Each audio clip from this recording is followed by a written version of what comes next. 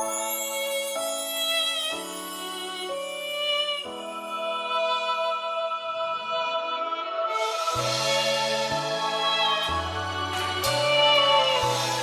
si nous parlons maintenant des malédictions sexuellement transmissibles, bien aimé, comme j'aime souvent le dire, de même qu'il y a des maladies sexuellement transmissibles, nous avons aussi des malédictions sexuellement transmissibles. C'est pourquoi nous entendons souvent des gens dire: ah, depuis que j'ai fait la connaissance de cet homme, ça ne va pas dans ma vie. Depuis que j'ai fait la connaissance de cette femme, ça ne va pas dans ma vie. Et vice-versa. Ma vie ne tourne plus. Elle est le cauchemar. Oui, il est le cauchemar de ma vie.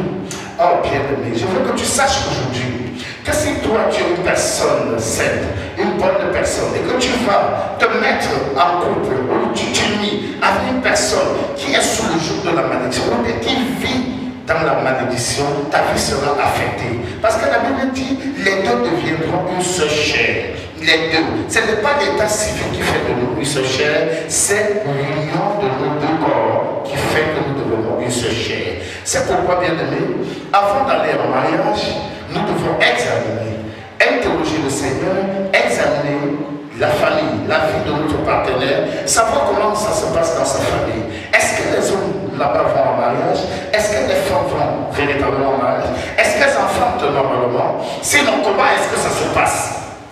Bien aimé, il ne faut pas dire que parce que nous sommes enfants de Dieu, nous sommes à l'abri de ces choses. Nous devons interroger cela et évaluer. Ne disons pas, nous ne devons pas également dire que nous allons prier pour que ça passe. Non, nous ne devons pas raisonner comme ça. Nous devons plutôt interroger et nous mettre dans le combat, afin de ne pas être affectés par les malédictions de notre conjoint, ou bien par la malédiction qu'entraîne notre conjointe. Nous devons faire très attention sur ce point. Toujours parlant de malédiction sexuellement transmissible, je vais faire état ici aujourd'hui des viols.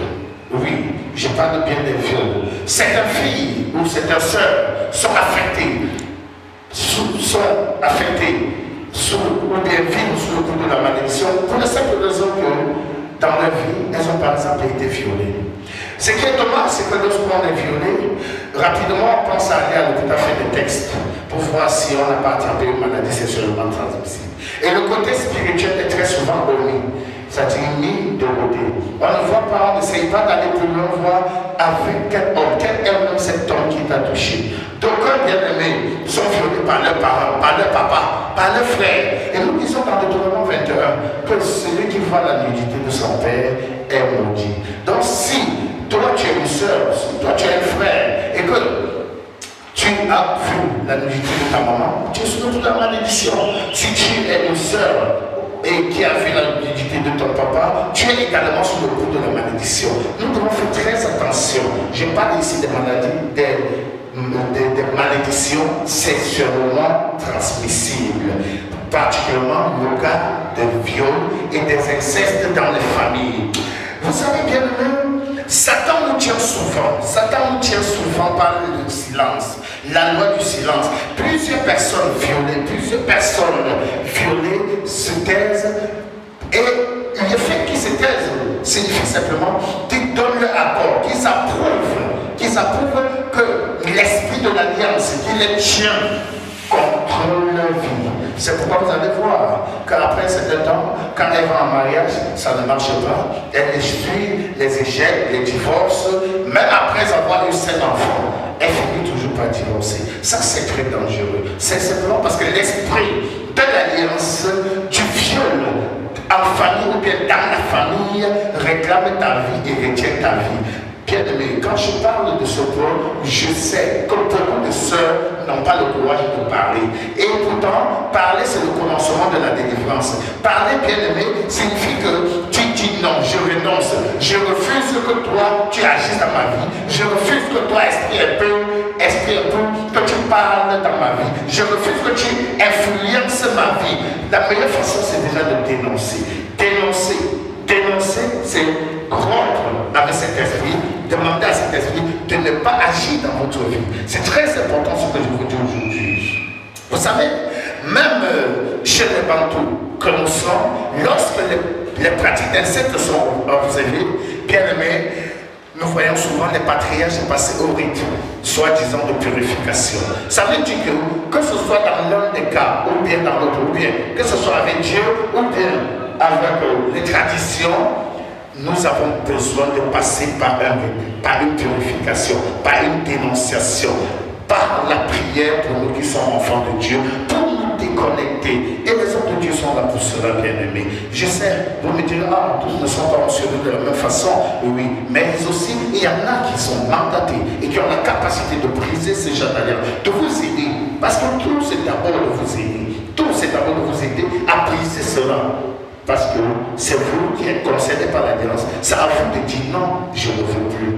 Bien-aimé, il y a également, toujours parlant des alliances sexuellement transmissibles, ou bien des malédictions sexuellement transmissibles, il y a aussi que nos aïeux, nos parents, par le passé, dans le but de faire fortune, dans le but de se protéger, ou dans le but de rechercher la notoriété, ont baptisé. On fait des alliances avec le monde satanique, on fait des alliances avec les démons, on fait des alliances avec des hôtels, et qui aujourd'hui influencent nos vies. Parce que dans le contenu de ces alliances, eux, ils avaient par exemple dit, oh, ma fille n'ira jamais en mariage, ou bien mon fils ne se mariera jamais, ou bien je te confie mes filles, je te confie les entrailles de mon épouse ou bien de ma femme. À cela, bien aimé, il vous a livré aux esprits impurs, il vous a livré aux esprits sataniques. Et lorsque vous voulez vous marier à l'âge adulte, ça ne marche pas. Quand vous vous mariez, vous divorcez. Quand vous ne divorcez pas, ça peut être la folie, ça peut être la mort précoce, parce qu'il y a réclamation de l'alliance.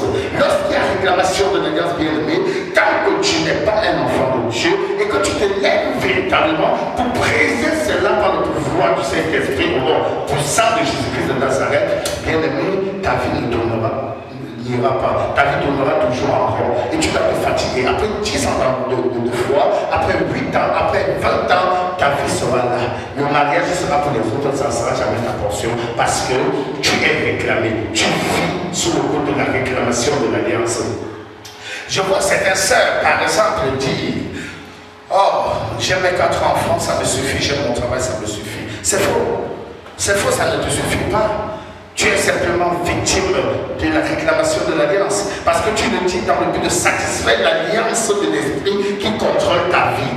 Car, certainement, ou peut-être, tes aïeux t'ont livré. Et aujourd'hui, pour te consoler, parce que tu n'arrives pas à te délecter, à briser ces liens, à te connecter de ces liens, tu te consoles en disant: oh, ça va, j'ai mes enfants, j'ai mon travail, ça me suffit.